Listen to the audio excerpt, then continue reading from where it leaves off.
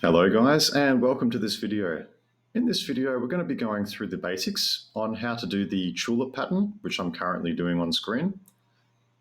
And after this, we're going to also be doing the Rosetta pattern as well. Here's the Rosetta.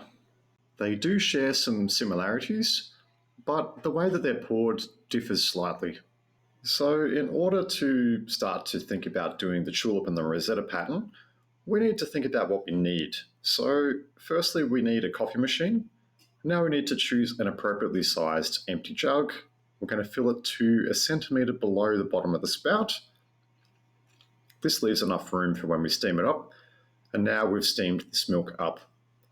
Moving on to the other half of what we need, we're looking at the espresso machine and we're going to be getting some espresso shots into a latte glass. This process typically takes 20 to 30 seconds, and you can see a lot of nice, rich golden crema appearing. We have all the pieces we need to successfully make some latte art now. Now, if we just pour straight in, we're going to end up with no real pattern on top. We need to break it down into its components. So firstly, you're going to see a lot of crema on this espresso shot. So I break it up first.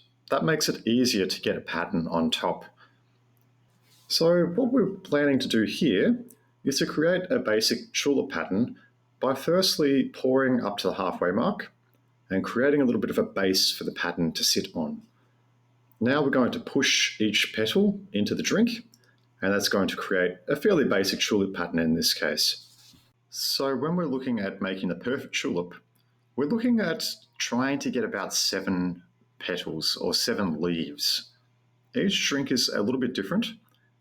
The texture of the milk might be a bit different. You might have a different level of crema, but 7 is about the right number to aim for to make a really good looking chulip pattern. I've found that the best drinks to do chulips on are typically lattes and cappuccinos. If you're trying to do this on a flat white, the milk is generally a little bit too thin to get that nice definition for this pattern. Now we move on to the Rosetta. We want to pour the milk in a circle initially to help break this crema layer. We want to move the jug rapidly side to side to create ripples that flare out. I personally find this a bit more technically difficult to achieve, as you have to do start to finish rather than stop starting like you do for the chulip. I recommend practicing these on takeaway drinks so you can put a lid on them so the customer doesn't see them. If your crema is too thick, the pattern is not going to flare out enough. If your milk is too thick, you're not going to get the crema definition in between the ripples. It's just going to look like a white blob. So the best drinks to achieve this are flat whites, followed by lattes that are on the flatter side. So I wouldn't recommend doing this on a cappuccino. Now, when you've learnt how to do the chulip and the Rosetta, you can start to experiment a little bit. So in this instance, I'm making multiple chulips on the one drink. I'm kind of dividing them up, doing a few petals each side, and then finishing off on the top. But realistically, you can do multiple chulips, you could do multiple rosettas. It's really up to you. There are many guides out there on how to make different designs, so I encourage you to take a look. Here I give you an example of making 2 drinks at the same time using 2 separate jugs. In this way, I can concentrate on each drink and make specific latte art for each one, but I'm making twice as many coffees at the same time. So I'm becoming more of an efficient barista.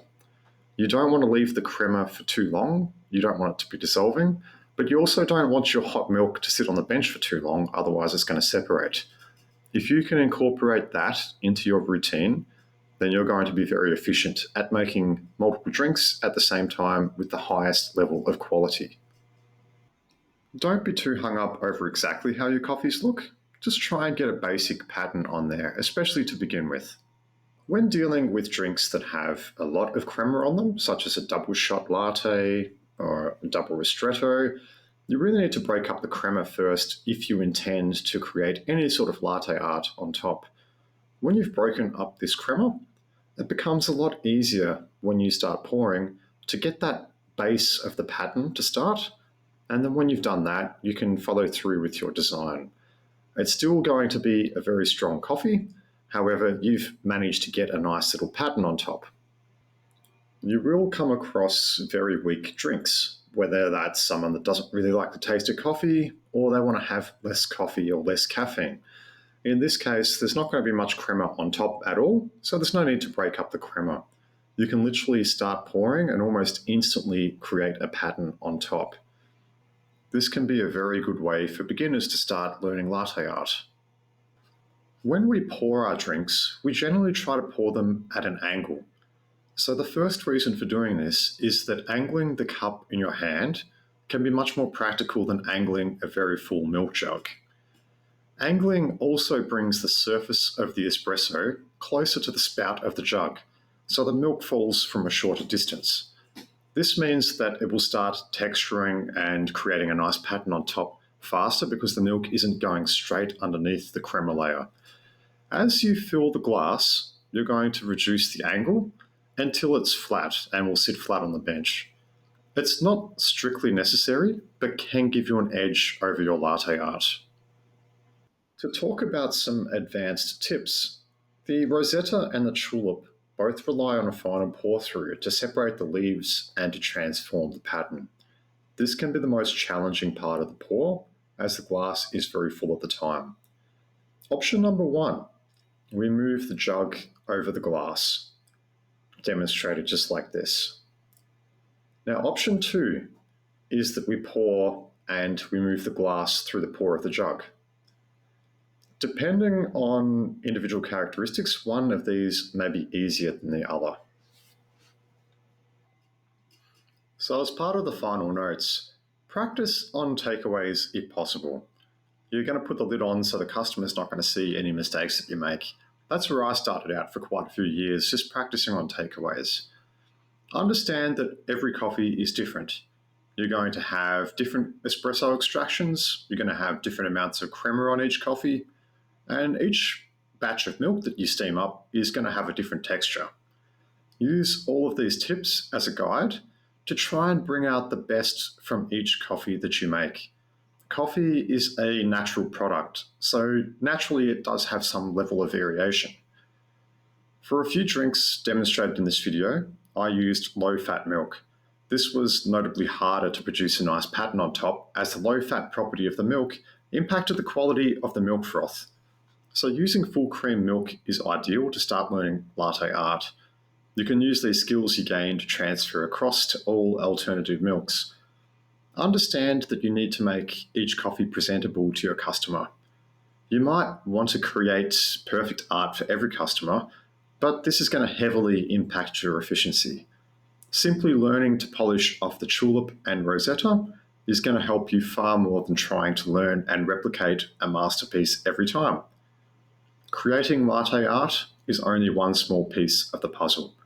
To create better coffee for your customers, you're going to be far better off concentrating on the big picture. Try to improve your grinding technique, experiment with different coffee beans, improve your control of the milk steaming process, learn to multitask, and improve your teamwork skills. All of this in conjunction with latte art is going to help you to create a superior product. So if I had to describe myself, it would be as being an efficient, all-round barista. The two patterns that I mostly play with during the day are the Rosetta and the Tulip. Now, when I do these patterns, I don't decide beforehand what I'm going to do. I start pouring into the drink and seeing how it reacts, seeing the texture of the milk, seeing the amount of crema, and then I'll go for either the Tulip or the Rosetta. Particularly if I'm doing takeaways, sometimes I'll just, instead of doing a Tulip, I'll just keep pouring and there'll be no stop-start, and I'll just fill it all the way up to the top and put a lid on. So it depends on what you're doing as well. If you alternate between being an in-house barista and a takeaway barista, you're not going to really focus on latte art as much if you're doing a takeaway. So it can be a little bit situational as well. What an employer looks for in a barista is for the barista to have consistency, speed, and quality. Now, there are many different types of establishments. There are some places that focus more heavily on takeaway coffees, such as ourselves, or there's places that say they might be a breakfast cafe. So they do a lot of coffee to dine in with breakfast. So you've got to be adaptable as a barista. and work towards any of those sorts of workplaces.